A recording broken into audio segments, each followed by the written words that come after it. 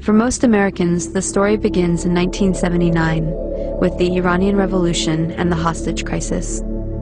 A group of revolutionary university students took over the American embassy in Tehran and held 52 diplomats hostage for 444 days. To help burn this into the American narrative, the news show Nightline was created with a nightly tally of the number of days since the crisis started. But to really understand, we have to go back to 1953, which is where the story begins for most Iranians. This was the year that the US overthrew Iran's democracy and installed the Shah, a pro-US dictator. In 1951, Dr. Mohammad Mossadegh was the first elected official who was appointed as Prime Minister of Iran by popular demand. He saw that the wealth needed to build Iran was leaving the country because over the past 50 years its vast oil reserves were under British control at the hands of the Anglo-Iranian Oil Company, later to become BP or British Petroleum. So Mossadegh became hugely popular for nationalizing the oil industry and taking back the oil. Hugely popular at home, but quite unpopular with the British government. Britain took Iran to the World Court over the matter and lost. They tried to hit Iran's economy by blockading the Gulf and halting trade. They tried to convince the US to assist with regime change, but then President Truman was not interested. However, when US President Eisenhower took office in 1953, Britain was able to persuade him under the Cold War pretext that Mossadegh relied on Iran's Communist Party for power. The newly formed CIA was sent to engineer a coup, codenamed Operation Ajax. Iran's monarch, the Shah, returned to power. He had previously been weakened by the new parliament, a short democratic experiment designed to limit his powers. After 1953, he returned fully backed by UK and US power, and the oil was soon flowing under control of Britain, America, the Netherlands, and France. The Shah became increasingly arrogant, opulent, and autocratic over his 25-year rule. He instilled fear in the population with a secret police known as Savak, created by the American CIA and Israeli Mossad, that tortured and imprisoned those who dared to dissent. He crushed all political opposition. Troops were sent to massacre demonstrators. He pushed a white revolution to modernize and westernize the country, giving women the right to vote and other reforms. But ultimately, he served the elites and created a huge economic gap for the poor masses. Powerful religious leaders saw that he was forcibly trying to rid Iran of Islam in a country that was 90% Muslim. One of the Shah's leading critics, Ayatollah Ruhollah Khomeini, was arrested and imprisoned for 18 months.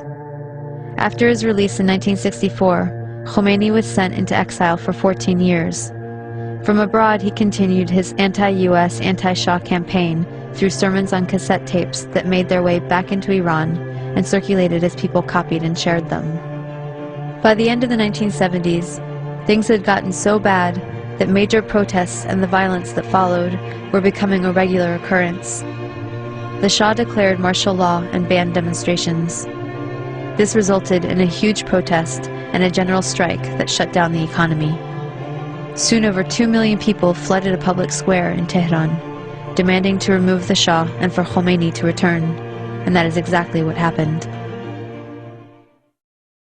One important thing to note is that the CIA orchestrated the 1953 coup out of the very same American embassy in Tehran that was later the site of the hostage crisis, right after the Shah was overthrown by popular revolution in 1979. The students were convinced that once again the US had plans to overthrow their revolution. In fact, US President Carter did send a NATO general to instigate a military coup, but it failed. Iran and the US had an extradition treaty in force that obligated the Carter administration to return the Shah to Iran as an indicted criminal. The students had 4 demands. Return the Shah to Iran for trial. He had been accepted into America for medical treatment. Return the Shah's wealth to the Iranian people. A promise from the US not to interfere in Iran's affairs in the future. And an apology and admission of guilt by the US for its past actions in Iran. The apology never came, but 20 years later, Secretary of State Madeleine Albright did acknowledge the U.S. role in Mossadegh's overthrow.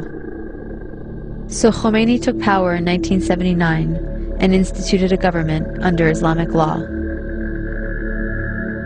Within a year of the revolution, Saddam Hussein invaded Iran without provocation, seeking control of Iran's oil-rich Khuzestan region and key oil shipping waterways. The resulting Iran-Iraq War from 1980 to 1988 was the longest and one of the most devastating conventional wars of the century. At least 500,000 Iranians were killed.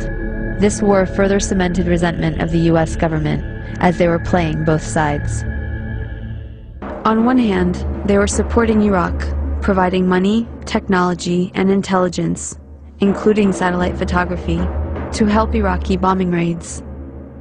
The U.S. helped provide Saddam Hussein with weapons by giving him agricultural credits and pressuring Gulf states to give him billions in loans, so he could buy weapons from Western Europe, China, and Russia. The U.S. Department of Commerce issued licenses to export materials for Iraq's weapons of mass destruction program. The U.S. continued its support even after learning that Iraq was using chemical weapons against Iran, not to mention against its own citizens, to stop an uprising of Kurdish separatists.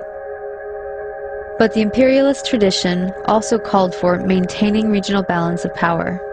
So the U.S. also armed Iran, not letting any one regional power get secure enough to dominate or to ally with its neighbors to challenge U.S. hegemony. In this case, it came in the form of the Iran-Contra scandal. U.S. President Reagan needed money to fund an unjustified war against Nicaragua, but was forbidden to do so by Congress. So U.S. arms were illegally sold to Iran through Israel and South Africa, and the proceeds went to the Nicaraguan Contras. This allowed Reagan to get around Congress to support a campaign of kidnap, rape, torture, and murder, for which the U.S. was convicted by the World Court for unlawful use of force. In other words, state-sponsored international terrorism. The ruling was ignored. Khomeini died in 1989, shortly after the war ended. He promised democracy, but essentially had become the next dictator. Although he improved literacy and much-needed healthcare for the masses, he also imposed censorship, violently crushed political dissent, and attacked women's rights. Instead of the Savak, the people now had the Revolutionary Guard to fear. Since then, Iran has been an oppressive theocracy. Khomeini was replaced by Khamenei, who remains supreme leader to this day. As a test of fairness, we might imagine that Iran invaded and occupied Canada and Mexico, and had aircraft carriers sitting in the Caribbean. Imagine then if Iran had the power to label the U.S. the axis of evil, and cut us off from the rest of the world, and then threaten to attack us if we didn't stop generating nuclear power. What if Iran had overthrown the U.S. government 50 years ago, and installed a dictator friendly to Iranian interests, who kept it in power for 25 years. At that point, imagine that Christian fundamentalists, who currently represent about a third of the U.S., took power and began ruling under church law, followed by an unprovoked invasion by Canada, supported by Iran and ignored by the UN, in which it nearly destroyed the U.S. Would it be possible to imagine Iran as liberators? Would Iran be justified in attacking if the U.S. government helped Christian fundamentalists in Canada to take up resistance? Would it be justified to hate and fear all Christians because of the ones that took and abused power in this context? This is not about good guys and bad guys. Both the American and Iranian governments are working against the interests of the people. But the deadly game of chicken was begun by the U.S., and the U.S. has the power to end it. We should look at our current policies and actions against Iran, look at some better options, and figure out a way to change the minds of the people running our government and prevent another criminal enterprise that will cost many more lives. It has been done in the past, and if people take action, it can be done again.